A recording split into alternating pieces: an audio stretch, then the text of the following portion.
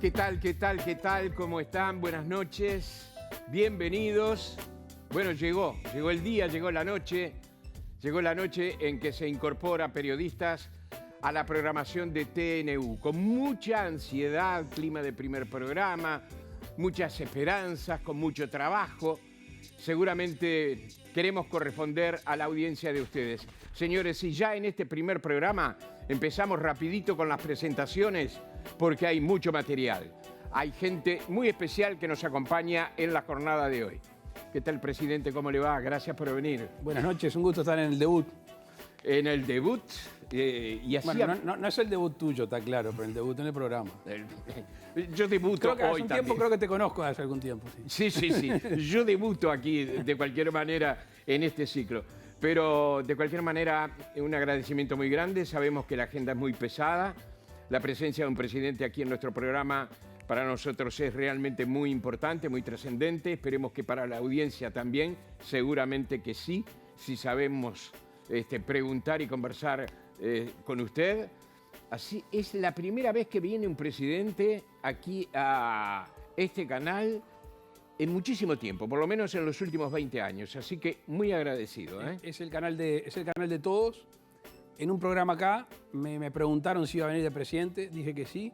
Así que el saludo obviamente a todos los periodistas, a la producción y a los funcionarios del canal por el esfuerzo que están haciendo y por el que van a hacer. Gracias. Vamos a las presentaciones de los compañeros. Alfonso Leza, te vi conversando mucho con el presidente. ¿Le sacaste algo ya? Sí, estábamos hablando de todo un poco. Sí. Paso estar acá, de vuelta en el canal, de vuelta trabajando contigo, con este equipo y con el presidente. Estábamos hablando de algunas cosas, entre otras cosas de un amigo común que hacen algunos asados. Dice él que los hace, ¿sí? Pero no se engaña. Nada más que en eso. No, ¿On the record estuvimos nada? hablando de ¿On the record tampoco? Otras cosas. ¿Sí? Sí. Cuenta, cuenta, presidente, cuenta después. Cecilia Olivera, ¿qué tal? Buenas noches, Jorge. Muy feliz, como todos, de formar parte de este equipo de periodistas, de integrarnos a TNU y de tener el honor de tener al primer mandatario en este debut en el primer programa. Nosotros vamos a estar analizando, además de la entrevista con el presidente y otros contenidos que tenemos, vamos a estar analizando cómo quedó el mapa electoral del país tras los comicios departamentales y municipales del domingo. Diego Sass, ¿qué tal? ¿Cómo está todo? ¿Cómo está Jorge Traverso? ¿Todo tranquilo? ¿Sí? Contame algo de lo que va a pasar. Aparte del presidente, vamos a tener a la persona que lidera el grupo de científicos que asesora al gobierno. Apenas arrancó la pandemia, el gobierno se recostó fuertemente en la academia y Rafael Radi se encargó de ponerse al hombro este equipo. Pasó el invierno, era uno de los objetivos, pasar el invierno con la pandemia relativamente controlada. Al parecer la tenemos controlada. Vamos a preguntarle a Radi qué es lo que se viene. Señores, pero además hay gente que está trabajando en el exterior. Está nuestra compañera Eugenia Cataño, está en exteriores. Están ocurriendo episodios importantes, noticiosos, de alta trascendencia en el exterior. ¿Qué tal, Eugenia? Buenas noches, Jorge. Buenas noches para todos. Vamos a estar en el Palacio Legislativo, donde esta tarde se trató el pedido de desafuero del senador Guido Manini Ríos. Vamos a estar con las repercusiones y con lo que va a ser mañana su tratamiento en el plenario del Senado. Gracias, Eugenia. Bueno, presidente, ¿cómo se siente?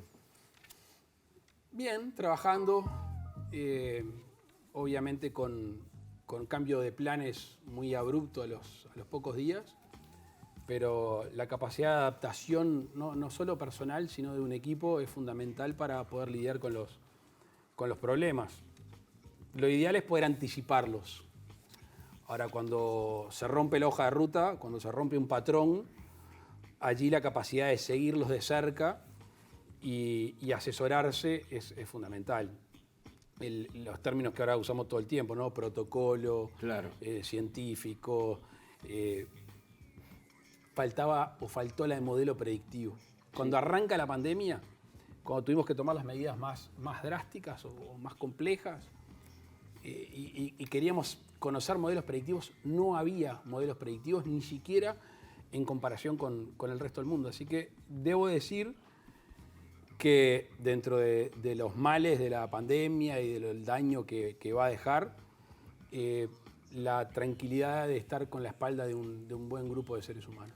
Y ahí se crearon cosas como, por ejemplo, perillas, que ahora se ha transformado, digamos, en una palabra que utilizamos muy a menudo. La nueva normalidad. La nueva normalidad. Se la escuché decir a él por primera vez. Exactamente, la nueva normalidad fue una de las primeras personas realmente que las aplicó, no solamente aquí en nuestro país, sino a nivel general. Pero, presidente, a ver, pensemos en esto, ¿no? Yo sé que no es una pregunta fácil de responder, pero de alguna manera creo que la pregunta tiene que ver con lo que mucha gente se pregunta a su vez.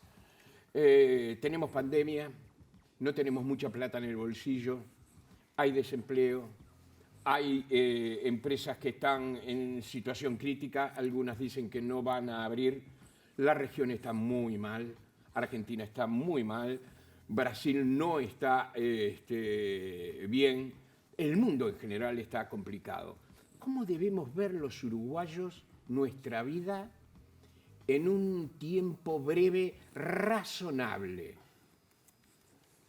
Bueno, no tengo la bola de cristal.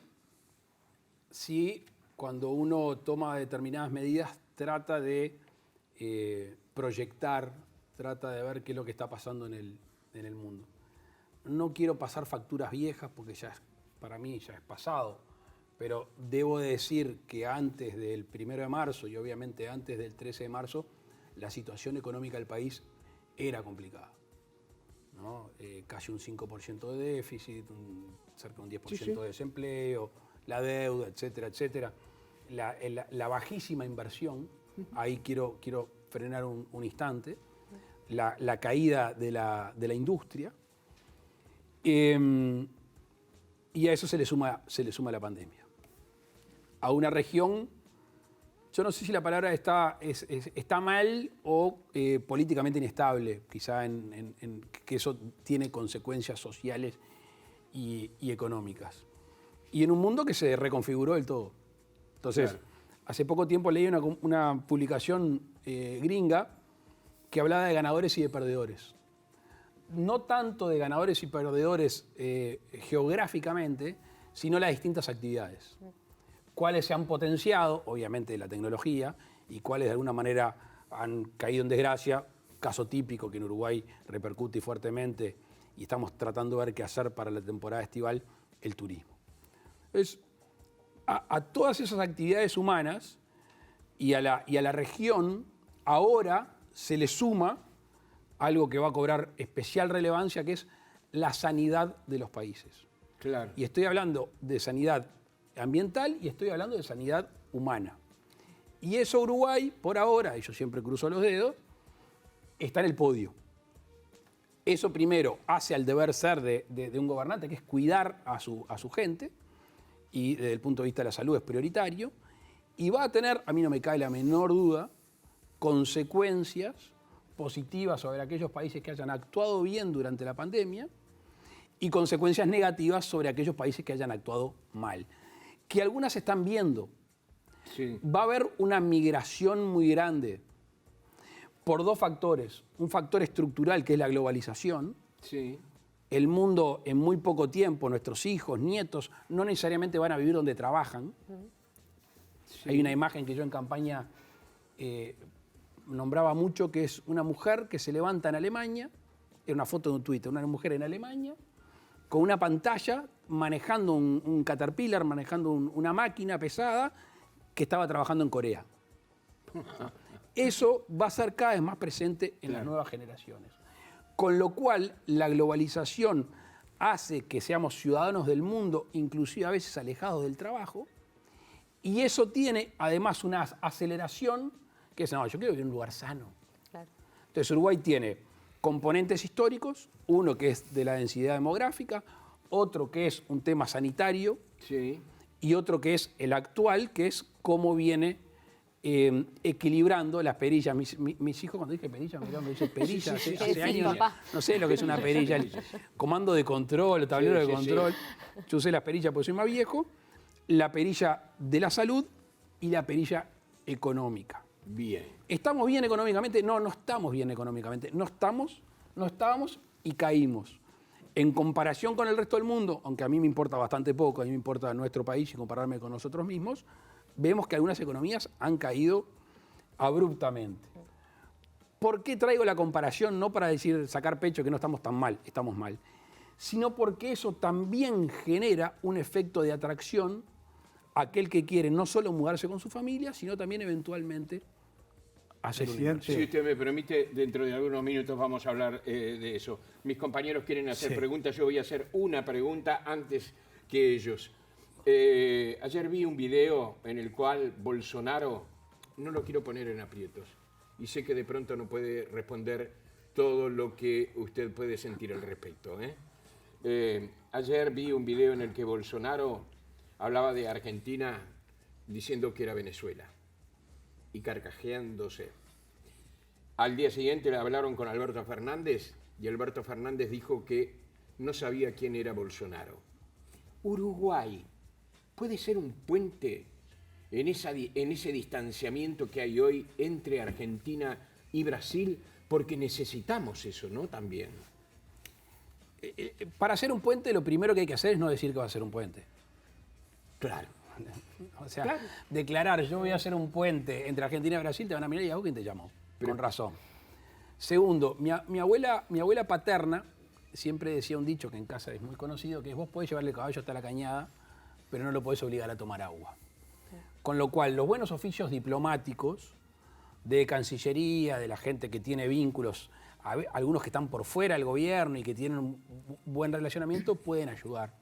A mí me da la sensación, Jorge, y obviamente que no puedo contestar todo. Claro. Está claro, lo dijiste tú antes que yo, y esto no es porque me esconda cosas, sino porque tengo una responsabilidad extra. Por supuesto. Lo que a veces se está viendo en el mundo moderno, sacá a Bolsonaro, sacá a Alberto Fernández, no quiero ponerle nombres, pero posiciones de gobernantes que están lejos de ser posiciones nacionales. Son posiciones sectoriales. Es mucho más una posición que alegra a mi electorado que una posición que refleja el sentir nacional. Son tentaciones que están siempre en la vuelta de los políticos. ¿Por qué? Porque yo tengo que mantener a mi electorado. Ahora, ¿cuál es tu deber como gobernante? Tu deber como gobernante es interpretar el sentir nacional, que es muy difícil, pero seguro no es radicalizando posiciones. Entonces hemos visto líderes muy importantes en el mundo, muy importantes, que dicen declaraciones estridentes y vos decís, no le está hablando al mundo, por supuesto, o por lo menos no es un factor de unión, tampoco está representando a su país, le está hablando a su electorado. Y eso es no entender lo que un líder de determinada dimensión tiene que hacer positivamente en el mundo. Presidente, continuando con el futuro, sé que no quiere abrir polémicas de temas del pasado de vuelta, pero hay dos cuestiones que le quiero preguntar porque están muy vinculadas a lo que preguntaba Jorge de alguna manera. Hablaba de que va a haber mucho trasiego de gente. El expresidente Mujica le acaba de decir a los argentinos que tengan cuidado porque van a venir por lana, pero van a salir trasquilados, y que no le gusta de alguna manera que Uruguay se quede con la carroña o los restos, ¿no? La palabra carroña no es exacta, creo. ¿Qué piensa de eso? Tengo otra también del futuro. Hay una canción de Cafrune que dice que la vanidad es yuyo malo que envenena toda huerta. Y la canción sigue diciendo, hay pájaros que solitos se entrampan por presumidos. Yo no soy quien para generar desunión ni polémica. Lo que no me parece, y en esto estoy radicalmente opuesto, como casi siempre, con el señor Mujica, es dañar al país. Eso es dañar al país. Yo creo que en realidad tenemos una concepción muy distinta con el expresidente Mujica. Mujica gozó de popularidad en el mundo cuando su país le iba mal. Yo creo que un país tiene que seguir el derrotero, un presidente tiene que seguir el derrotero de su país. La vanidad es mala compañera. Y lo que debería hacer el expresidente Mujica, si quiere a su país, es ir y hablar bien de Uruguay. Y no ahuyentar a aquellos que están viniendo. Por suerte, la mayoría de la gente no le cree. Le agrego una más antes de ir con SAS, que tiene que ver con esto. En la reciente campaña... Perdón, una cosa, porque también hay que tener memoria y trazabilidad. Sí. ¿No se acuerdan hace unos años, Mujica, cuando sale electo, en el Conrad creo que fue, pidiéndole a los argentinos que se vengan a vivir, que vengan a poner sus ahorros. Capaz que Mujica, si se acuerda o alguien se lo escribe, dice eso y no dice lo que dijo hoy. Bueno, le voy a tirar otro tema también que viene desde la actual oposición. El ex intendente y candidato Daniel Martínez, acaba de decir hace 2, 3 días, 4, que Uruguay se encamina a otro 2002. Y el ex ministro Astori dijo que el Frente Amplio en esta ocasión no podría seguramente actuar como una barrera social. ¿Cómo ve esas predicciones? La alternancia en el poder le hace bien a una democracia. Yo creo que hay que acostumbrarse a eso. Lo digo porque yo, entre otras cosas, vengo de un partido que supo estar 90 años en la oposición. Entonces, acostumbrarse a que un partido vive, sobrevive, subsiste, estando solamente en el poder, es un gran error. Entonces no hay que tomarlo tan dramáticamente. Yo sé que hoy a la coalición multicolor le toca hacer el gobierno, quizá en algunos años no. Nosotros vamos a actuar con la misma lealtad para con el país. Y levantar sospechas, suspicacias o dar manijas, yo creo que no le hace mal, no le hace bien a nadie. Seguramente, gran parte de estas opiniones están influidas por estado de ánimo y por eso yo las atenúo. Bien, enrabado con este tema, ¿qué tal la calle? No nos saludamos. Se han propuesto de diferentes tiendas, PIT-CNT, Frente Amplio, también el Instituto de Economía de la Universidad de la República, medidas para mitigar el impacto de la crisis, ¿no? Incluso el propio instituto habló de transferencias para estar en los niveles de pobreza similares a 2019. Se propuso el PIT-CNT, se propuso el Frente Amplio, este tipo de transferencias monetarias, pero no tuvo mucho eco en el gobierno, ¿no? Incluso se manejaron hasta cifras de un 0,44% del PIB de 2009 para mantenerse a los niveles de 2019. ¿Por qué se descartó o se descartaron estas ideas? Primero porque los recursos son escasos. Muchos de los que están proponiendo este tipo de medidas son los que dejaron la caja vacía. O sea, no es que tenemos poco dinero, es que todos los meses tenemos que agregarle. Tenemos déficit. Por eso el Uruguay toma crédito, toma deuda, porque no nos da. Y además se gastó ineficientemente. No quiero hacer historia, pero ustedes la conocen. Entonces, lo que trató de hacer el gobierno es focalizar las políticas donde creíamos que era más necesario. Por eso hablamos de las canastas, por eso duplicamos la asignación familiar, por eso establecimos subsidio para unipersonales del MIDES, por eso al Literal él se le dio determinado préstamo, por eso hicimos el SIGA, para que la economía de alguna manera continúe andando. Las noticias, si bien no son alentadoras, porque mientras que haya gente desempleada, más que cuando empieza la pandemia, no son buenas, pero hemos visto cómo a raíz de algunos instrumentos, por ejemplo el seguro de paro parcial, que me parece que es un gran descubrimiento el que lo creó, hay gente que está retornando a sus trabajos. Ya son muchos trabajadores que han vuelto a sus empresas. Y otro elemento que no es menor es que no sabemos cuánto dura. Y eso es determinante. Sí. ¿Cuánto no se puede gastar todo el dinero? ¿Cuánto tiempo a cuánta gente vamos a tener que prestarle asistencia? No sabemos cuánto dura. Más o menos se sabe que en algún momento de la mitad del siguiente año vamos a tener una nueva normalidad más normal, ¿no? Por eso se hacían estos planteos de, por un año por lo menos, hacer estas transferencias. Me gustaría que quien te asesoró en el más o menos se sabe... El propio Radi, quizás. Yo el más o menos se sabe tampoco puedo trabajar con eso. Lo que no asegura es un retorno a la inversión de la economía tampoco. Y asumir más deuda, ¿no? Porque es que no podemos seguir asumiendo deuda. Es insostenible seguir asumiendo deuda en el porcentaje que está hoy. ¿Cuánto tiene que pagar Perdón. Ya tiene un salto importante. Cuando nosotros monitoreamos la deuda con el equipo económico, es muy alto. Entonces, parte del déficit, parte de lo que nos falta, es para pagar intereses de deuda. Entonces, nosotros tomamos algún préstamo, pero no estamos en condiciones. Lo que sí hicimos, iba a llegar en el entorno de 768 millones de dólares, es transponer recursos que estaban destinados a otras cosas, más el impuesto a los salarios públicos, más algunas cosas, para el fondo coronavirus. Y ahí está el dinero que nosotros estamos gastando, que obviamente no estaba previsto. Ahora, presidente, recién mencionaba que tienen diferentes maneras de pensar con José Mujica, con el expresidente, pero también con los partidos de oposición, en cuanto a la eficiencia del gasto y en cuanto al destino del gasto. Pero en lo que coinciden todos los gobiernos que han estado en los últimos años, incluso el suyo, es en que la educación es primordial para el futuro de un país y que no se puede hipotecar.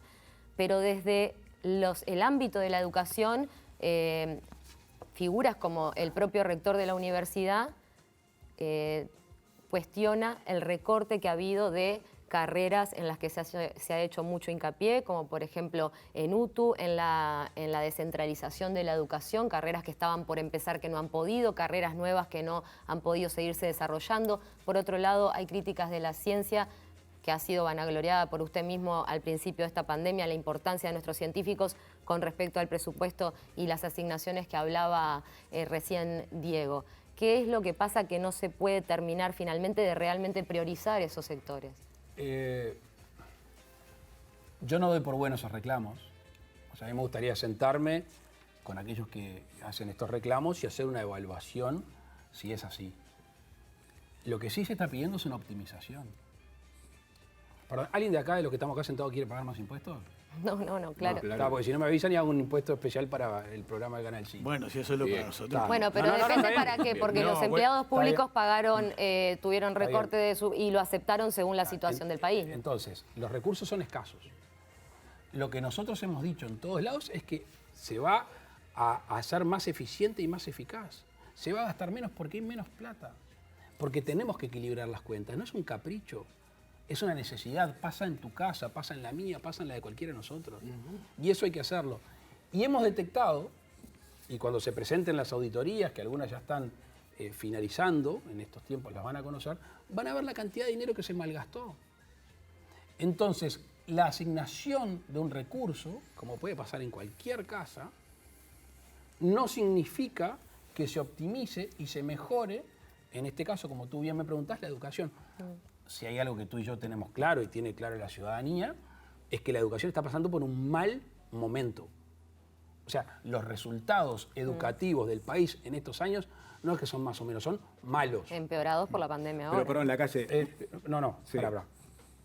Lo de la pandemia, vamos a verlo. Pero lo que venía son resultados malos. Y la pelea era por dinero. La pelea nuestra es por calidad de educación, con el dinero que tenemos. Entonces nosotros estamos tratando de hacer un presupuesto, el de la ANEP, que tiene obviamente el tema de la autonomía, el de la Universidad de la República, que se priorice. Hay algunas carreras, a ver, yo soy hincha de la Universidad en el Interior. La descentralización, lo hemos escuchado. Sí, soy hincha de la Universidad en el Interior, una cantidad de uruguayos que no se tienen que mover, que están estudiando en sus lugares, hay buenas experiencias. El otro día yo estuve reunido con el rector. Allí estamos recalculando con el Ministerio de Economía, porque tampoco somos obtusos. Claro. ¿Ah? Pero hay otras carreras que se iniciaron que no tenían los recursos presupuestados, que hicieron ese gasto, y hoy hay que ver cómo se hace para continuar esas carreras. O sea, eso está en discusión. Lo que no hay es más plata. Claro. No es que el gobierno esté diciendo, vamos a guardar plata. Sí. Claro. No hay plata. Pero vamos a tratar de pagar menos deuda. Quiero decir una cosa a la calle, porque dijo en su momento, ¿no? Está claro que la ciencia tiene un orden prioritario en marzo. Vamos a actuar potenciando la ciencia, la innovación y la investigación dentro de lo posible, obviamente. Pero después, cuando uno escucha al presidente de línea, dice que el presupuesto es un golpe muy duro. En el Clemente Estable dicen se abre un panorama complejo, no es lo que esperábamos. Ni que hablar de lo del AR. Puedo seguir con el CUDIM, con el polo tecnológico, puedo seguir, en fin, con muchas dependencias que hacen a la ciencia y la tecnología en Uruguay, que quedaron totalmente insatisfechos y esperaban de aquellos dichos, hechos. Y sin embargo, en algún momento entre los dichos y los hechos, algo sucedió.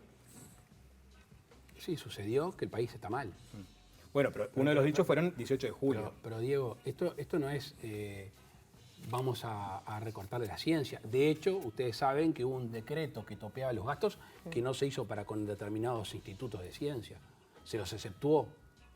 Posteriormente, perdón, el 11 de marzo sale el decreto. Después el Clemente sí, es el Clemente Estable, si no me equivoco. Pero se exceptuó. Sí, se exceptuó, pero con delay, digamos, ¿no? Bueno, sí. No importa el tiempo. Te quiero decir que hubo una conciencia en ese sentido. Y hay una conciencia con el tema de la investigación. El tema es que hay que optar. la Universidad de la República va a tener que optar. Si querés hablar de los institutos como el INEA, a mí me gustaría discutir el funcionamiento de esos institutos. Que los respaldo, que son institutos muy buenos, pero por ejemplo, capaz que le erran la cifra, el Poder Ejecutivo le debía al INEA en el entorno de los 30 millones de dólares, son más. Y el INEA estaba funcionando. ¿Ok? O sea...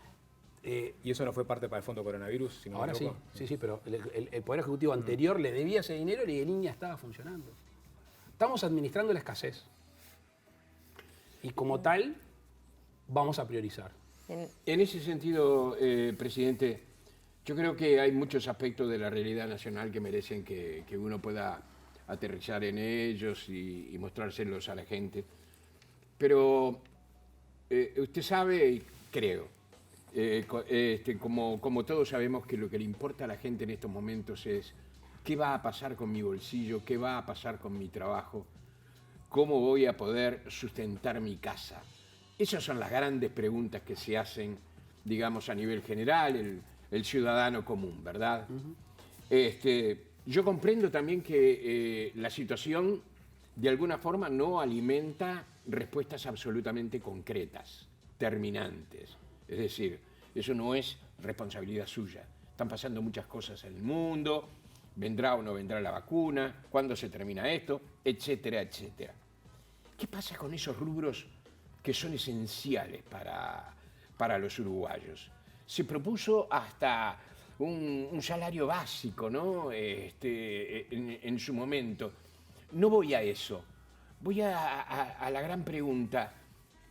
Hay mucha pobreza, además. La pobreza que viene desde hace mucho tiempo. ¿Cómo los uruguayos, vuelvo a la primera pregunta, cómo los uruguayos vamos a vivir teniendo en cuenta además que usted no es un mago y que usted de ninguna manera puede predecir las cosas como un vidente? Yo soy optimista a mediano plazo. El tema es cómo llegamos a corto plazo. Esa es la preocupación y por eso hemos generado algunas herramientas y algunos instrumentos para el corto plazo, porque un Estado en la situación como está el nuestro no podemos asegurar la asistencia a mediano y largo plazo porque no tenemos dinero. Tan es así que hay algunas herramientas, por ejemplo, aquellos que retomen un trabajador del seguro de paro o que tomen un nuevo trabajador, se les paga 5.000 pesos por parte del Estado para que esa persona vuelva a trabajar. Hemos generado créditos para que tenga capital de giro la micro, pequeña, mediana y gran empresa. Estamos tratando de que las medidas de atractivo, de inversiones y familia al extranjero tengan su efecto. Y obviamente, y la parte más compleja, es la competitividad de las empresas. Bien. Y esto obviamente se agravó con la pandemia, pero ya la veníamos arrastrando, que es un tema es el dólar. Sí. ¿Ah? Y allí no podemos empezar en la competencia loca con Brasil y con Argentina porque marchamos. Sí. No tenemos ni la espalda ni podemos andar así. Pero con otros países con los cuales comerciamos y competimos, no estamos tan abajo. Ahí hay un tema. Y el otro tema es el costo de producción. Y el costo de producción está definido por lo que cuestan los servicios públicos en nuestro país.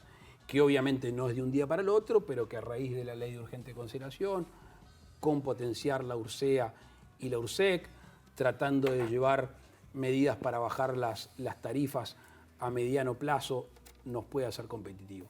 En este mundo de pandemia, el gasto se ha aumentado, Sí. la protección social se ha aumentado, Sí. y obviamente lo que uno espera con determinadas medidas proactivas y además con el cuidado de los uruguayos, que tenga una consecuencia positiva en el concierto mundial para poder ser atractivo, para que la gente invierte, para que la gente se venga a vivir.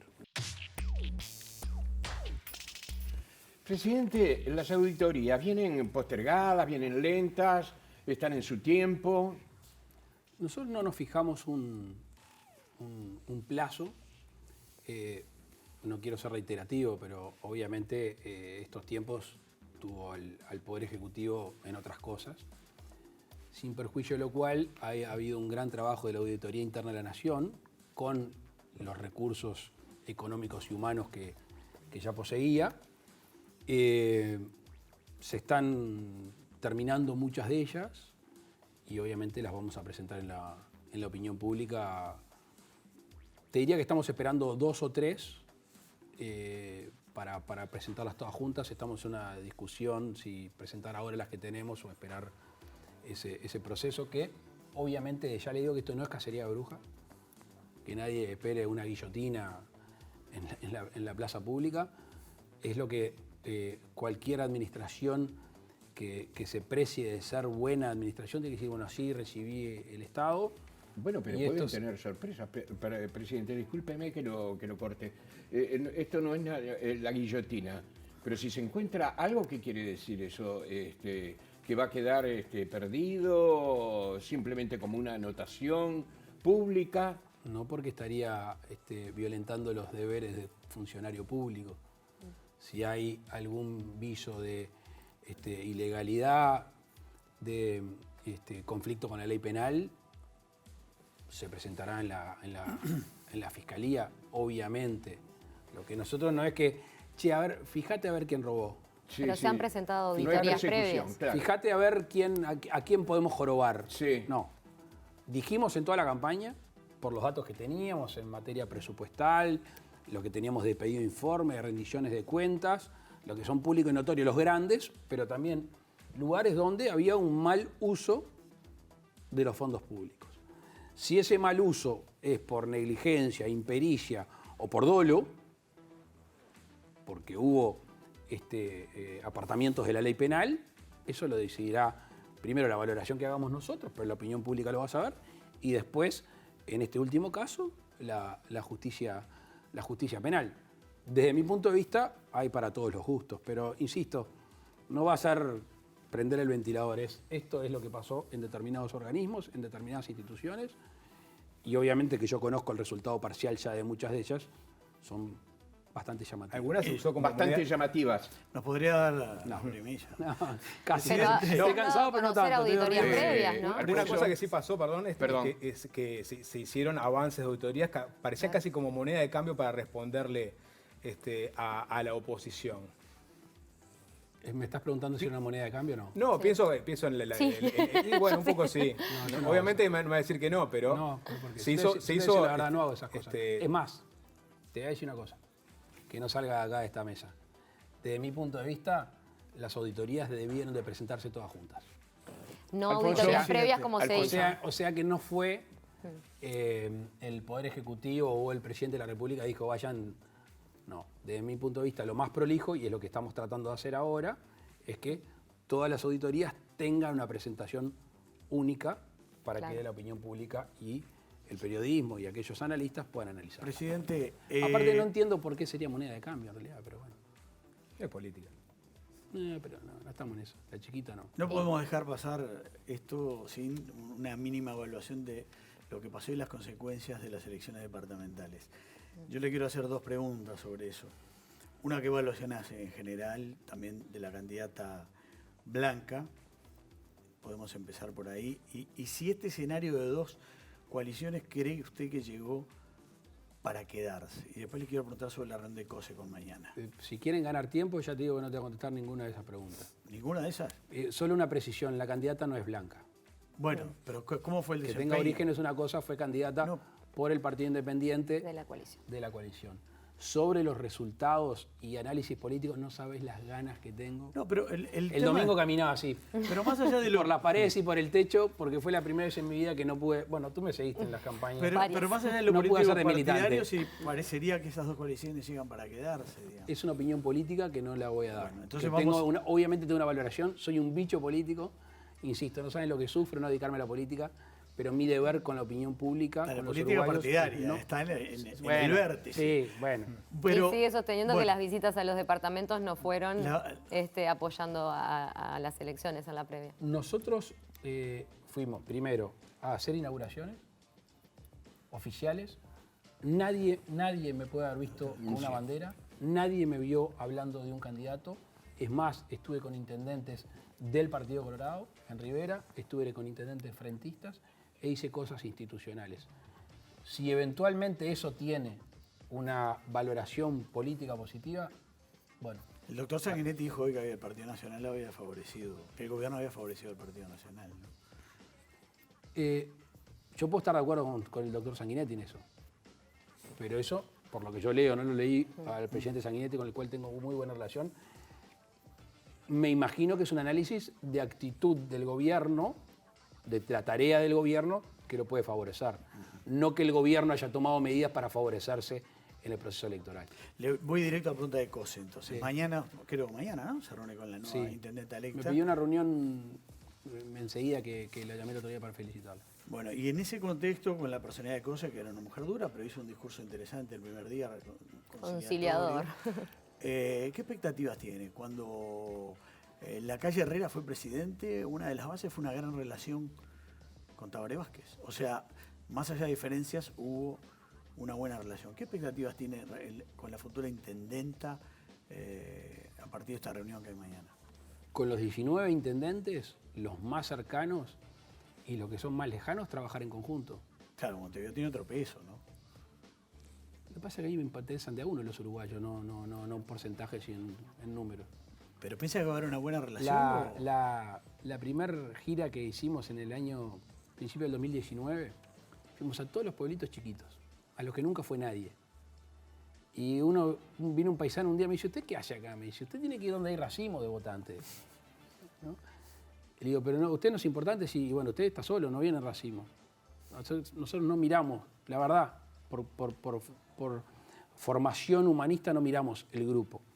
No quiero sacarme el lazo con la pezuña. Con respecto a Montevideo tenemos mucho para hacer. Por ejemplo, el tema asentamientos. Por ejemplo, de pique.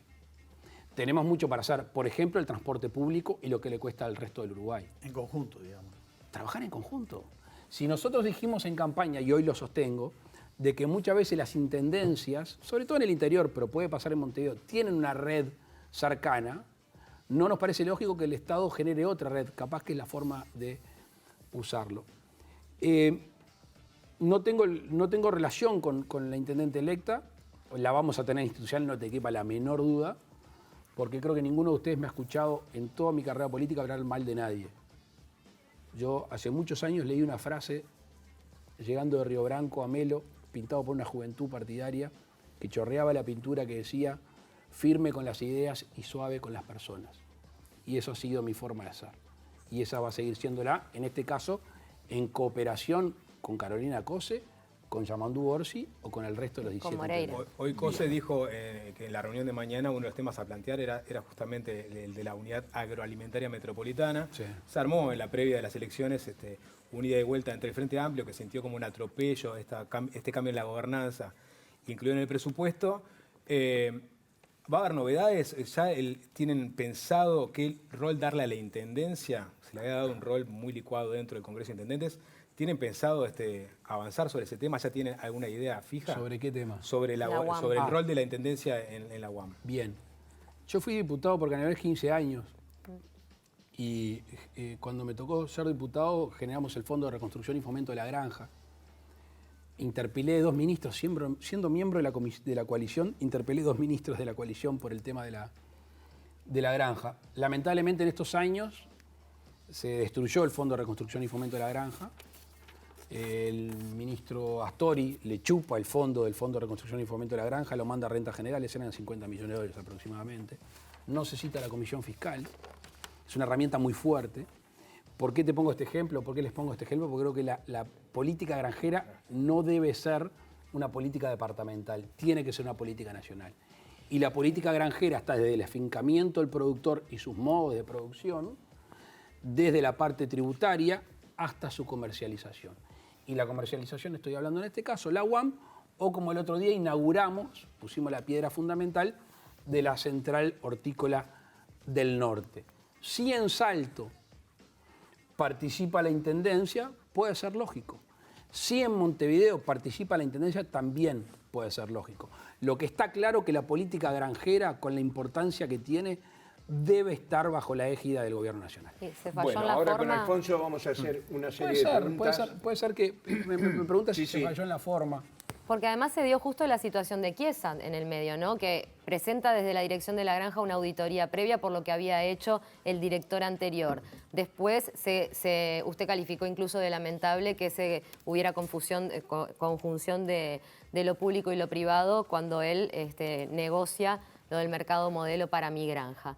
Entonces se da toda esta situación. ¿Se falló en las formas? ¿Y qué pasa que ese contrato que firmó Chiesa no dejó de tener validez más allá de que el que se haya retirado de su actividad privada? Bueno, vamos a separar Bagre de Tararira. Uno es el tema grande, que es el tema de la UAM. Cuando tú me preguntás por las formas, bueno, visto en retrospectiva, quizás faltó diálogo. Bien. Y está bien reconocer cuando se comete un error. Y me hago cargo, no era yo el que tenía que hablar, pero me hago cargo. Faltó aproximación al tema. Creo que el fondo del asunto, el final del asunto es como yo recién le contesté a Diego. Sobre lo otro, yo fui claro, o sea, estaba a un lado del mostrador, el otro, de los dos lados no se podía estar. Sí. Entramos en los últimos minutos y con Alfonso vamos a hacer las últimas preguntas. ¿Puede ser sí o no? Ah, es con... No, digo, para hacerla... Vos preguntás No, corto y yo contesto largo. Esa. Sentí por ahí que Laura... Soy medio larguero para contestar. ¿Es cierto que Laura Raffo todavía no estaría muy contenta con tomar República FAP? Te doy el teléfono ahora cuando termine la nota y le preguntás. ¿Ninguna noticia? No, tengo que empezar a hablar de política. Y no voy a pisear ni siquiera la raya. Lo que dijo Laura Raffo es que se va a dedicar a Montevideo estos 5 años. Cierto. Eso sí lo dijo. Le acabo de hacer de vocero. Y lo de República debo FAP, hacer- eso se lo preguntó a Laura. Sí, porque aparte no sé quién lo dio por bueno, pero está. No. Capaz que era un anzuelo que me tiraban a ver si... No, lo estoy preguntando precisamente porque no tengo certificado eso. Ayer en un programa argentino en la noche se dijo que hay una tercera papelera para el Uruguay. Una cuarta. Una cuarta, sí. Exactamente, sí. Que se viene otra. Formalmente no tengo ninguna noticia. Pero... Una buena respuesta. Pero hay algo... Formalmente. No, formal ni mirá, informalmente, para que vean que les voy a abrir toda la cancha, ayer estuvimos hablando con una persona que me habló hasta la supuesta instalación en una región del país, pero no era una persona ni del rubro, ni vinculada, ni nada, simplemente de rumores como puede haber. Formalmente no hay nada, oficialmente tampoco, y extraoficialmente nadie ha hablado conmigo de ese tema. En ese programa argentino se dijo que se había hablado con Argentina para hacer esa papelera, que no se había llegado a un acuerdo, que era una inversión que sería la mayor de todas las que de alguna manera podíamos estar estableciendo para las papeleras uruguayas. Esa pregunta en realidad es para la UAM, porque es fruta. Ah, sí. Presidente, dos temas de dos personas que no podemos dejar de mencionar. Mañana, hoy se aprobó en comisión el desafuero de Manini. Se sabe que no va a estar los votos. ¿Afecta en algo todo este debate de Manini y Ríos a la coalición que sustenta el gobierno? Cuando decís afecta, ¿a qué te referís? Si afecta el funcionamiento, si hay algún problema de relación con Manini a partir de esto, si está primando lo político sobre lo jurídico o están convencidos de que en realidad el gobierno tuvo la información de las famosas actas y de todo lo demás. Jurídicamente, Sí. esto lo estudió la senadora Graciela Bianchi, Carmen Aciaín y tantos otros, y he leído artículos de gente con formación jurídica, no hay ningún mérito. Jurídicamente no hay ningún mérito. Sobre el fondo del asunto, yo lo dije de candidato, no puedo cambiar, puedo atenuar el tono de mi declaración, pero no puedo cambiar mi opinión. A mí no me cabe la menor duda que el incendio no estaba en las Fuerzas Armadas, el incendio no estaba en el Ministerio de Defensa, el Ministerio llegó a la Torre Ejecutiva. A mí no me cabe la menor duda que había información. Y si tenía una duda, que no la tenía, con lo que se conoció del caso del señor Gilberto Vázquez, menos duda tengo. ¿Y por qué no Y la otra apoyarlo? persona, ¿Qué tiene que Que ver? vaya Manini ante la justicia, ¿por qué no apoyarlo entonces para que todo esto sea más transparente para los uruguayos. Pero lo que pasa es que la transparencia no pasa por Mamani. Eso es una buena pregunta para hacer todo un programa. Bien.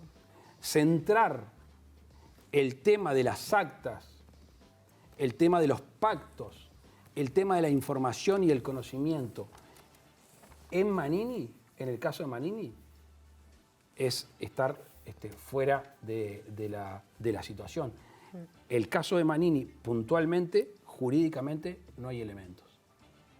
Yo creo que justamente la película es enorme, el tema de Manini no hay elementos jurídicos, cuando todo el resto que está alrededor, desde hace muchos años, negociaron, pactaron, transaron y obviamente hubo un acuerdo de silencio que a mí no me cabe la menor duda y hoy se está conociendo. ¿Pero cree que es cierto los ataques que hace Manini a la Fiscalía diciendo que en connivencia con el Ejecutivo? No me corresponde. Porque eso es parte también de la defensa del propio Manini. No me corresponde opinar de eso, obviamente yo no pienso lo mismo. Toma, ¿qué pasa con el caso Toma? ¿Lo sorprendió? Y le pregunto, ¿los cambios en la Fiscalía, la anulación del decreto de Vázquez, está relacionado directamente con el caso Toma?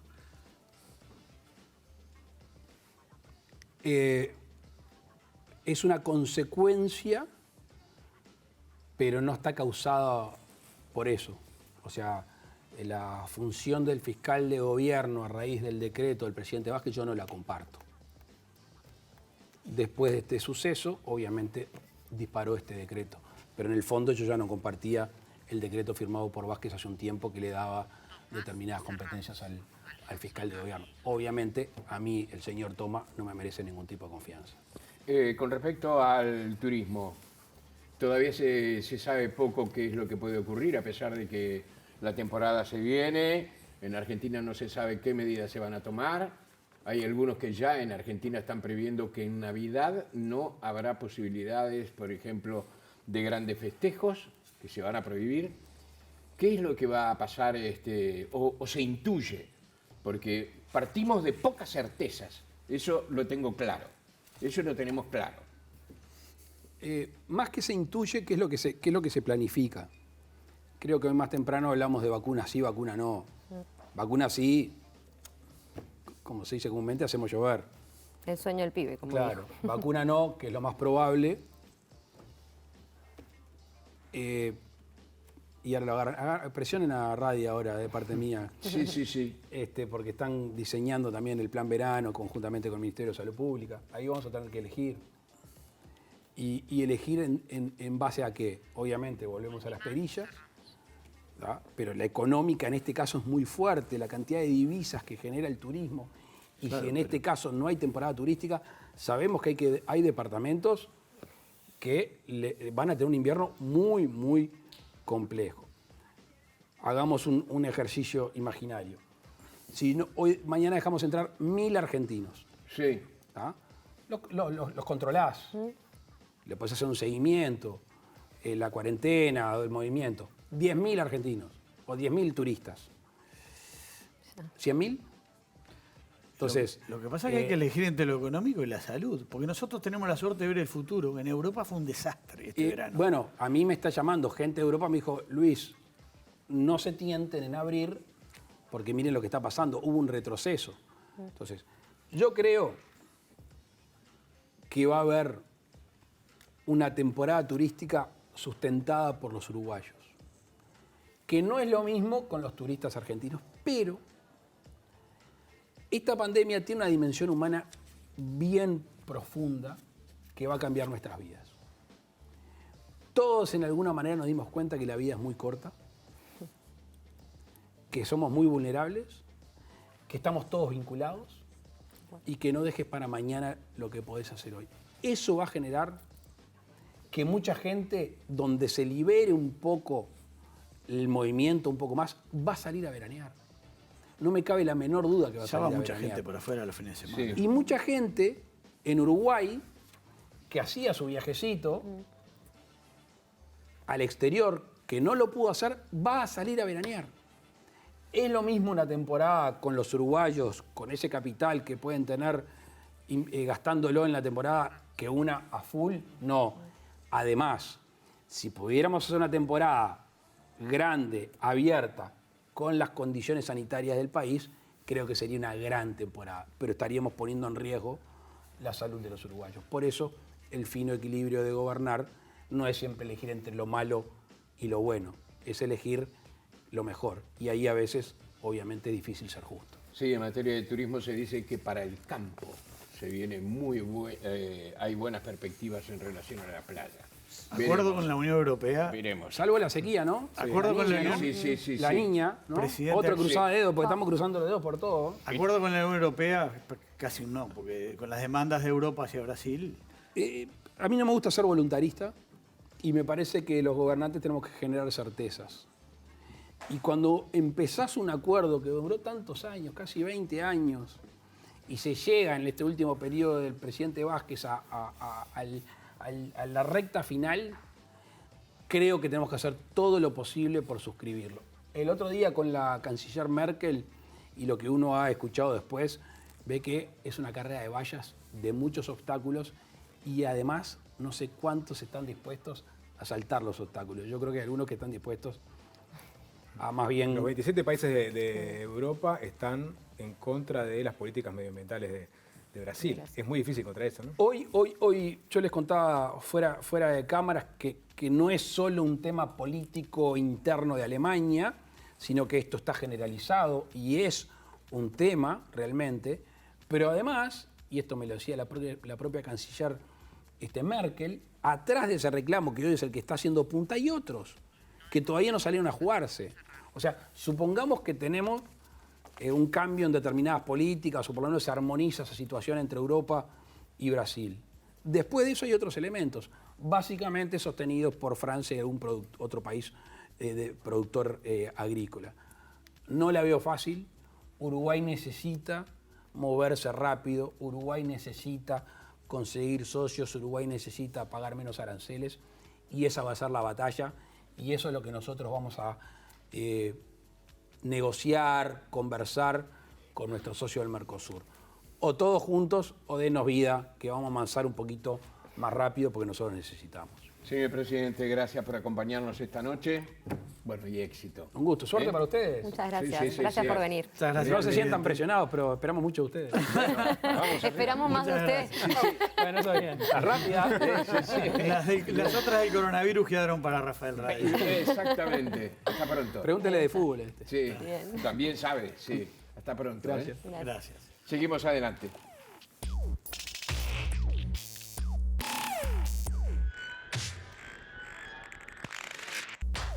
Estaba observando el último informe que nos dice que 23 personas se han contagiado. Es una cifra a respetar, ¿eh? Una persona falleció por coronavirus aquí en nuestro país y la enfermedad, es decir, la cantidad de personas que están cursando la enfermedad, ha aumentado a 214. A tomarse en serio este tema, ¿eh? Nos vamos con Eugenia, porque como les decíamos más temprano, Eugenia Cataño está abordando un tema muy importante que está ocurriendo en estos momentos. Eugenia.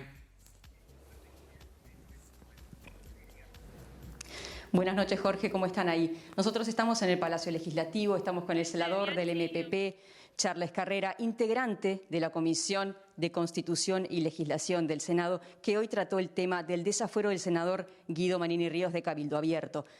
Senador, ¿qué resolución tomaron hoy que mañana se va a tratar en el plenario?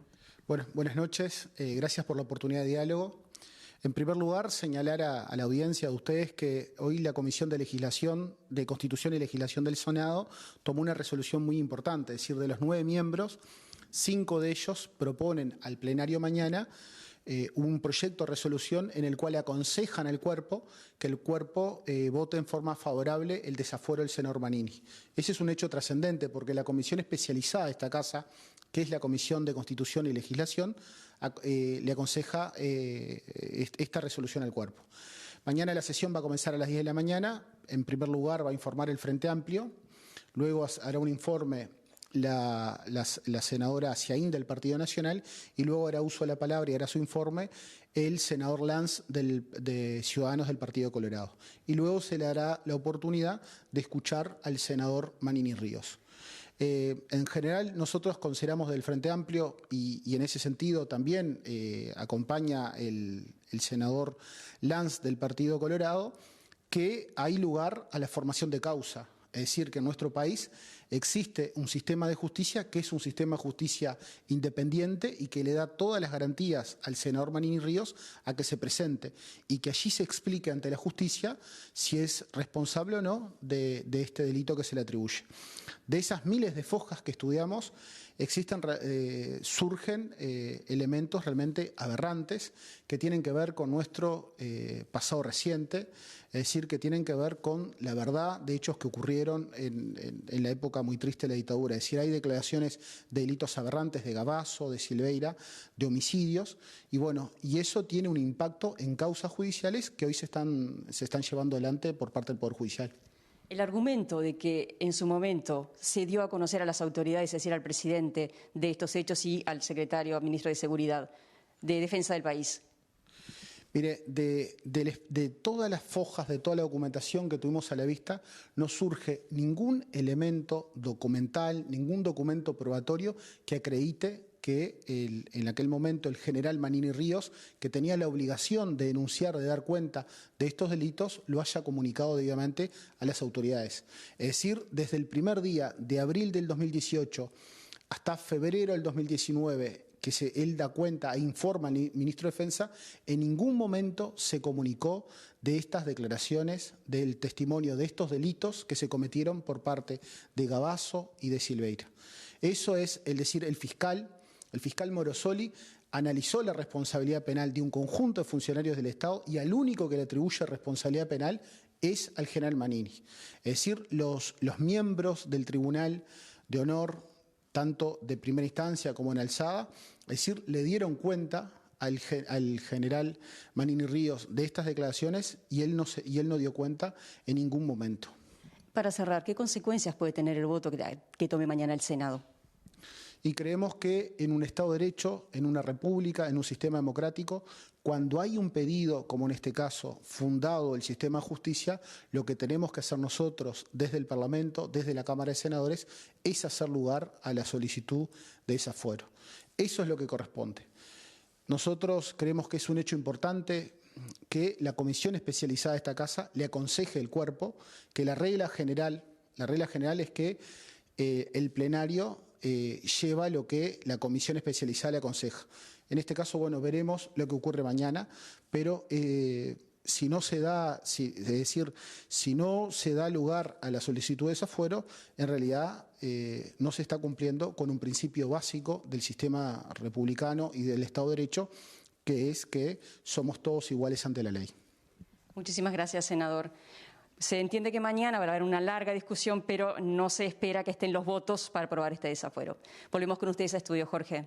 Gracias, Eugenia.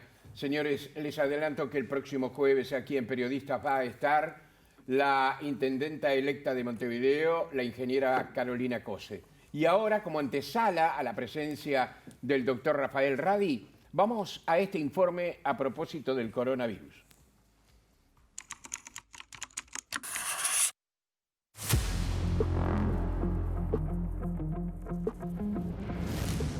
El 13 de marzo, el presidente Luis Lacalle Pou anunció los primeros 4 casos de COVID-19 en Uruguay, todos procedentes de Milán. Por entonces, el virus, detectado en la provincia de Wuhan, en China, en diciembre de 2019, había contagiado a más de 134.000 personas y causado unas 5.000 muertes en todo el mundo. Ese día el gobierno decretó la emergencia sanitaria. Un día después, decretó la suspensión de las clases y el 17 de marzo, el cierre de fronteras. En la actualidad, el país más afectado del mundo es Estados Unidos, con más de 200.000 fallecidos, seguido por Brasil, que se acerca a los 5 millones de contagios y supera los 141.000 fallecidos, mientras Argentina enfrenta una expansión del virus en todo su territorio, supera los 700.000 contagios y las 16.000 muertes. La pandemia superó el 1.000.000 de muertes y más de 33 millones de personas se han contagiado en todo el mundo.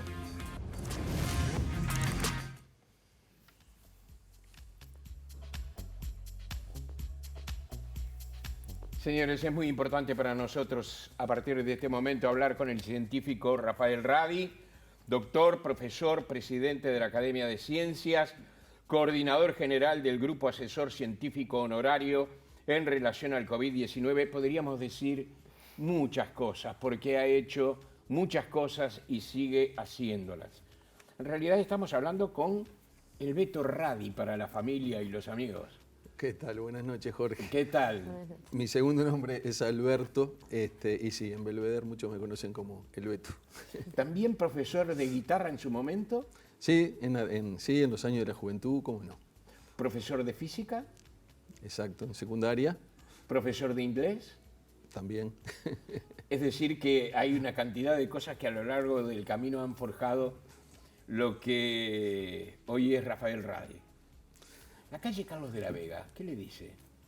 Y me lleva a mi primera infancia, el barrio Belvedere, ahí en la Cuchilla Juan Fernández, donde está el Liverpool Fútbol Sí. Club. Una infancia muy feliz, con el Colegio San Francisco de Asís, de los Padres Capuchinos, donde hice toda mi escuela y liceo, y un montonazo de amigos que mantengo hasta hoy, y toda mi familia también ahí. ¿Creyente? No, agnóstico en este momento, pero sigo muy de cerca algunos sectores del cristianismo, y muy convencido de que los valores que aprendimos en aquella comunidad franciscana, que trabajaba mucho con la sociedad, el barrio Belvedere, París, La Teja, fue una etapa muy linda, y esos valores quedaron para siempre. Así que no puedo definirme como ateo ni creyente, soy un agnóstico hace mucho tiempo. Bien, jugador de Liverpool en básquetbol.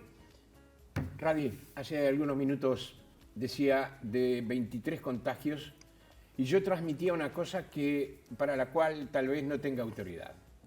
Decía que me están preocupando mucho concretamente algunas cifras que se están dando en los últimos días. Esto no es una crítica para quienes están trabajando el tema ni para nadie. Creo que por el contrario. La crítica podría ser para nosotros los uruguayos. Esto lo digo yo bajo mi responsabilidad. Es decir, hemos cambiado 23 casos. ¿Es un número preocupante o no? Bueno, de los 23 casos del día de hoy, hay 4 que son de personal militar que viene del Congo. Es bueno decirlo. Entonces ahí realmente el número producido directamente 19. en Uruguay son 19. Yo debo decir que ha habido en las últimas semanas un cierto aumento del número de casos promedio semanal que está y estaba dentro de lo que nosotros preveíamos en un escenario de control relativo de la epidemia.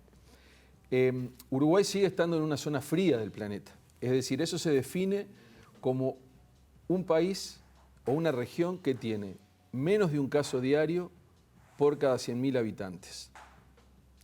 Si uno lo llevara a la escala de 3,5 millones de habitantes, eso nos daría un valor de 35 para arriba para pasar de la zona verde a la zona amarilla, luego hay una zona naranja y hay una zona roja.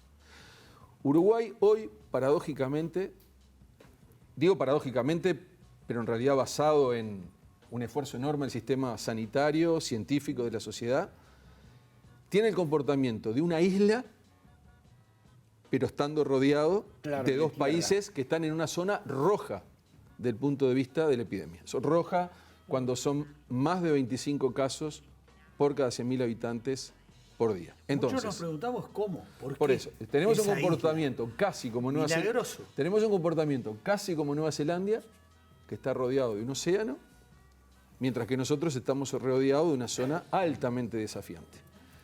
Y ahí hay un conjunto de factores que no los tenemos totalmente discernidos y que el estudio del caso de Uruguay hoy está siendo analizado por los mejores centros de epidemiología del mundo. Estuviste no en un panel Uruguay. hace pocos días internacional, Sí, mundial, donde se analizó el caso. Tanto Henry Cohen como Fernando Paganini, como yo, como otros compañeros del Grupo Asesor Científico Honorario, estamos siendo muy requeridos porque hay realmente mucho interés en el caso Uruguay, desde el punto de vista científico, es decir, cuáles son los elementos que están basándose. Y hay un conjunto de elementos, algunos que tienen que ver con nuestra capacidad de rastreo y testeo, que eso es esencial, porque es ahí donde se pueden cortar las cadenas de transmisión rápidamente, un rastreo y testeo que lo hace directamente el Ministerio de Salud Pública, pero que se ha acompañado de un desarrollo importante de test diagnósticos del sector inicialmente académico, luego complementado por los prestadores privados, que juntos logran que en 24 o 48 horas se detecten la primera, la segunda, la tercera generación de transmisión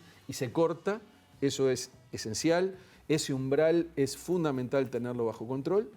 Ese es un elemento muy importante. Por supuesto que algo que es muy importante de lo que se ha hablado muy poco, la velocidad de desconfinamiento que ha tenido Uruguay. Y ahí sí nuestro grupo jugó un rol muy importante en conjunto con el gobierno nacional. ¿Cómo iba a ser el ritmo de desconfinamiento y las medidas acopladas a ese desconfinamiento para que no hubiera un rebote, como pasó en Israel, por ejemplo, para dar un ejemplo? La velocidad de desconfinamiento ha sido prácticamente perfecta. La cautela. Entonces, ese es otro elemento muy importante. Obviamente un elemento esencial es el comportamiento de la población. Y claro. Eso es esencial. Entonces, a la pregunta de Jorge, tenemos que estar atentos, tenemos que estar concentrados, esto lo venimos diciendo hace mucho tiempo, el partido no está ganado ni mucho menos, pero todavía la situación epidemiológica está dentro del control relativo y con un curso evolutivo de acuerdo a lo que hemos previsto en los últimos meses. Doctor, hay algo que me parece que se ha hablado poco en esto, ¿no? Que es el proceso de la enfermedad. Es decir, el contraer la enfermedad. Yo tengo 2 amigos, lo he contado, uno ni sintió la enfermedad. El otro los primeros 5 días se quería morir, pedía realmente hacerlo. Ese proceso me parece que ha estado no suficientemente transmitido. Es decir, no se ha hablado, tal vez porque no se quiere hacer macabro, por morboso, lo que se quiera, de lo que significa contraer el coronavirus o lo que puede significar en algunos casos. Bueno, esta es una enfermedad nueva, entonces el acumulado de conocimiento científico lentamente nos va dando cada vez más herramientas para entenderla mejor.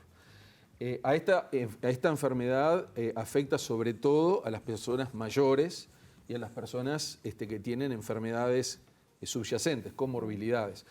De hecho, todos los fallecimientos que hemos tenido, todos los pacientes tenían comorbilidades. No hay ningún fallecido que haya sido un individuo infectado totalmente sano. Entonces, esta es una enfermedad que selectivamente golpea sobre todo a las personas mayores con comorbilidades y donde hay un porcentaje que no es menor que transcurre en forma asintomática. Sí, claro. ¿Por qué en algunos casos es tan leve o inexistente sintomáticamente y en otros es tan grave que lleva a la muerte? Es 1 o 2 ateneos de la Facultad de Medicina para discutirlo, pero ciertamente hay factores que dependen del inóculo del virus, cuánta carga viral tenemos y cuánto tiempo fuimos expuestos a esa carga viral. Por eso nosotros siempre decimos que es un tema de cantidad y tiempo, por eso bajos tiempos de exposición disminuyen el riesgo. De hecho, ahora con el uso universal de máscaras, las infecciones se dan con muy bajos inóculos y por eso la mortalidad a nivel mundial seguramente es uno de los factores que la hace descender. Pero después hay un tema de respuesta inmune de nosotros mismos. Claro. Algunas personas responden regularmente y a otras personas, que son las que terminan muchas veces en el CTI, responden en forma exagerada. Es lo que nosotros le llamamos la tormenta de la inflamación. Bien. Rafael, mucha gente se pregunta, ¿no? Bueno, ¿hasta cuándo vamos a poder aguantar esto, esta isla? Pero hay algunas preguntas inmediatas. Una es la del turismo. Es decir, más general, supongo que deben tener muchas presiones ustedes, hay muchos sectores que los están presionando y ustedes tienen que graduar. ¿Qué va a pasar con el turismo? Siendo realista, parecería que abrir las fronteras hoy es un suicidio, ¿no? A fin de año. Bueno, yo voy a dar un concepto de carácter general primero, antes de empezar a profundizar en tu pregunta, Alfonso. Toda actividad que se abre o que se abrió conlleva un aumento del riesgo. Sean las escuelas, sea la construcción, sea el fútbol, el básquetbol, el teatro, el cine, todo lo que tú abras genera un riesgo asociado. La pregunta es, ¿cómo mitigás ese riesgo? ¿Cómo gestionás el riesgo desde aquellos momentos tan aciagos del quédate en casa, encerrado? Un discurso que en lo personal, y muchos de nosotros compartimos, de la OMS, fue exagerado, definitivamente exagerado. Desde aquel quédate en casa tan duro, hasta ahora es trabajemos con las medidas de intervención no farmacológica en forma responsable. Lo que tenemos que pasamos ahora a una etapa de gestión del riesgo. Tenemos que aprender a tener herramientas para gestionar ese riesgo. Ahora, la dimensión científica te puede dar a ti algunas herramientas que te permitan medir ese riesgo y cómo mitigarlo. Obviamente, cuanto más estirás las aperturas, más riesgo hay. Entonces, obviamente que si tú no abrieras las fronteras, el riesgo baja. pero tiene un efecto secundario muy duro, que es el efecto socioeconómico, que también termina teniendo un impacto sobre el sistema de salud y la salud de la población, la pobreza y todas las consecuencias que la pobreza trae. Entonces son temas muy delicados donde la ciencia llega hasta un punto y a partir de ese límite nosotros transferimos esa evidencia a la política, al gobierno. La experiencia del verano europeo, este último, Bueno, nefasta. la experiencia del verano europeo ha sido nefasta en muchísimos lugares y un poco menos mala en algunos otros que nosotros estamos estudiando, pero que han contado con medidas de mitigación mucho más fuertes, lo que hace que limita el número de turistas. Entonces, el tema del aforo, cuántas personas pueden entrar y cuántas personas podemos vigilar desde el punto de vista epidemiológico en esos días de cuarentena, cuánto podemos testear, si se enferma gente, qué capacidades tenemos para tratarla. Son todas preguntas que hay que analizar en mucho detalle. El grupo está avanzando en esa dirección. Entiendo que la temporada no va a ser como lo han sido otras, seguramente, porque se nos ha instruido a que nosotros proveyamos de elementos para, en esa relación costo-beneficio, minimizar los riesgos. Pero ya digo, de acá hasta que no aparezca la vacuna o que finalmente después de mucho tiempo aparezca la llamada inmunidad de rebaño, va a haber que transitar en esta zona de incertidumbre, de riesgo y de gestión de riesgo. Entonces, tu preocupación es la misma que tenemos nosotros, pero también hay efectos parapandémicos que tienen que ver con los impactos económicos y bueno, esos son asuntos de la política nacional y nosotros vamos a dar un menú limitado de opciones, pero que sean sanitariamente y científicamente razonables. Una consulta, perdón, Jorge, Sí. sobre un poco hablando del futuro más cercano, ¿no? El propio presidente hablaba de los modelos de predicción, que era algo que capaz que no estaba en el menú de oferta al principio del control de la pandemia, ¿no? Han trabajado mucho y bien en esto, ¿no? Como para predecir cómo va a estar la situación en las próximas semanas. Tuvimos un evento importante como fueron las elecciones municipales el domingo, con un trasiego de gente muy importante. Anexado a eso estuvo la marcha de diversidad que generó críticas por parte del gobierno. ¿Tienen idea cómo puede haber impactado estos dos eventos en el control o descontrol del coronavirus en Uruguay? Bueno, hay algunos escenarios predictivos, pero todavía la verdad es que carecemos de datos reales que van a empezar a aparecer sobre es decir, 5 a 6 a 7 días después de los eventos que tú mencionás. Entonces, cuando llegue el viernes, sábado, domingo, lunes, martes de la semana que viene, vamos a tener un poco más de datos, porque el escenario de Uruguay, y esto lo dice siempre Fernando Paganini y todo el equipo de modelos, estamos trabajando con una realidad de números muy bajos comparados con el mundo. Y los modelos se vuelven peores predictores, para fortuna de nuestra población, cuando los números son muy bajos. Entonces, escenarios posibles hay varios, pero necesitamos algunos datos más. Una vez que tengamos esos datos, sí podemos hacer predicciones en lo que puede pasar, por ejemplo, en el próximo mes, 2 meses, 3 meses. Sí. Pero todavía necesitamos un set de datos de la semana entrante que nos permita visualizar si realmente hay brotes y si esos brotes además se generaron de forma poco rastreable. Un problema de los jóvenes asintomáticos y de la transmisión por los jóvenes es que los jóvenes pueden transmitir 2, 3, 4 generaciones sin que haya síntomas. Claro. Y cuando aparece el sintomático, hay toda una cola de transmisión. ¿Y cuál es la capacidad máxima de seguimiento? Aparece un caso. Sí. ¿Cuántos casos por día se puede tener bajo control de seguimiento de sus contactos y los contactos de los contactos? Bueno, ¿es un numerito que nos conviene a los uruguayos tener en la mente? Decir, bueno, tantos casos por día, ¿sigue bajo control?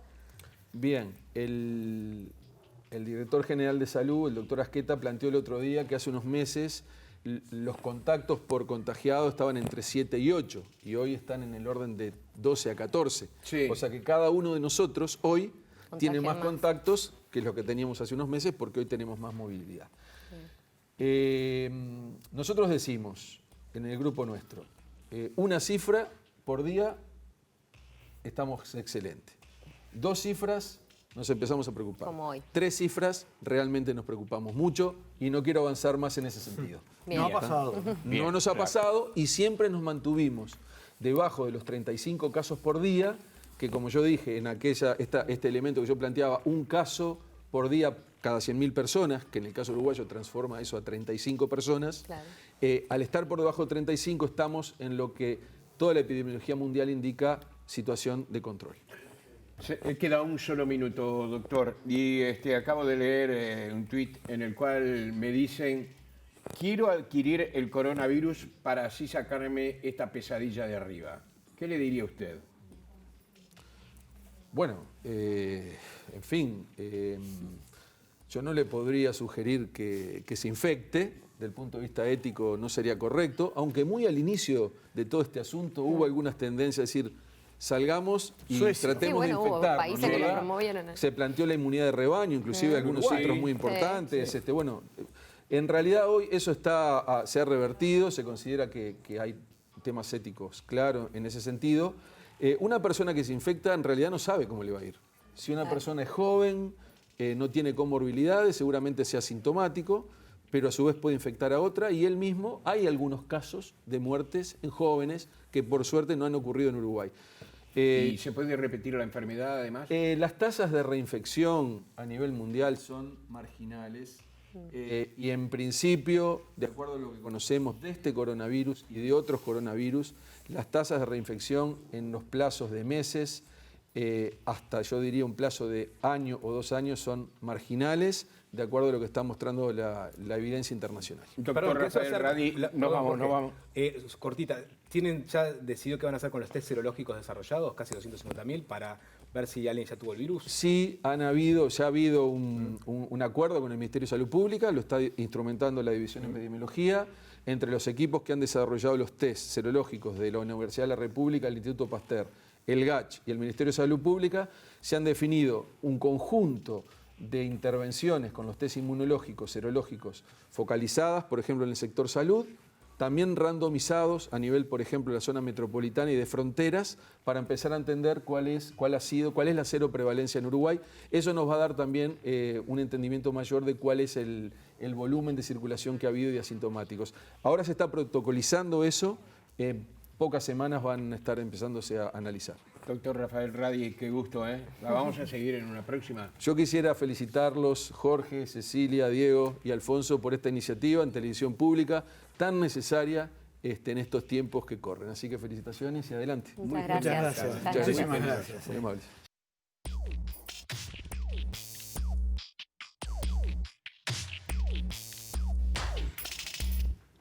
Señores, la verdad que han pasado muchas cosas, ¿eh? Ha sido una noche donde hemos tenido el privilegio de hablar con gente realmente importante, trascendente, ni que hablar, el presidente de la República, que nos dijo cosas que de alguna forma, en algunos casos reflejan una novedad y en otros casos ratifican conductas que él ya había anunciado, ¿no? Sí, dijo cosas muy importantes, habló de todo. Sí. Pasamos de esa incertidumbre del primer programa, que era nada más ni menos que con el presidente, Sí. preparándolo, pero creo que habló cosas muy importantes.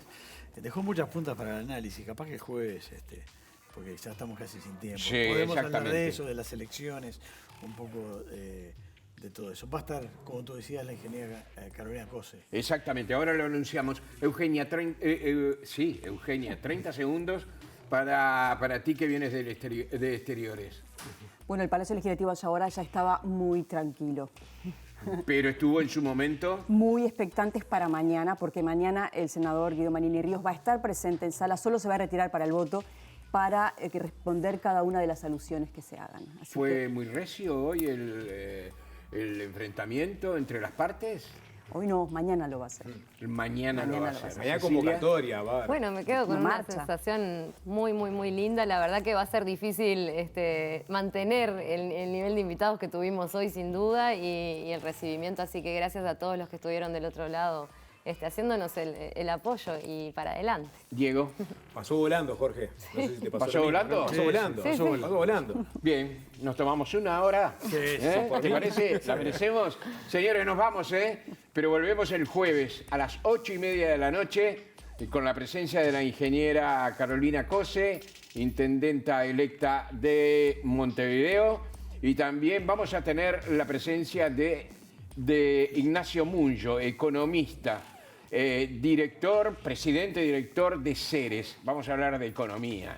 Vamos a hablar de eso que tanto nos interesa a todos. Se han reformulado ¿Cómo nos muchos va a seres, ir, se están no? haciendo informes muy puntuales, permanentes, y hace poco sacaron una muy polémica sobre el tema pobreza, por ejemplo. Exactamente. Vamos a hablar de todo eso. Gracias.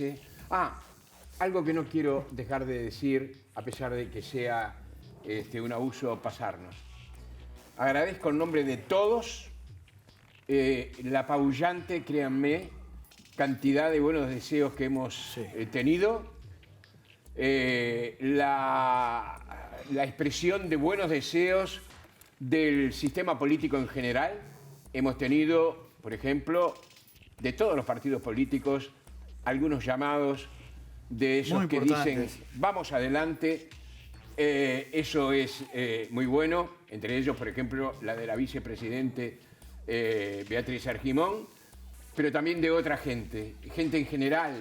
Colegas, unos cuantos. Sí. Colegas que compiten. Sí, amigos. Sí. Televidentes, que es el centro de nuestro trabajo. Eso no quería dejar de decirlo. Realmente nos emocionó mucho. Hasta el jueves.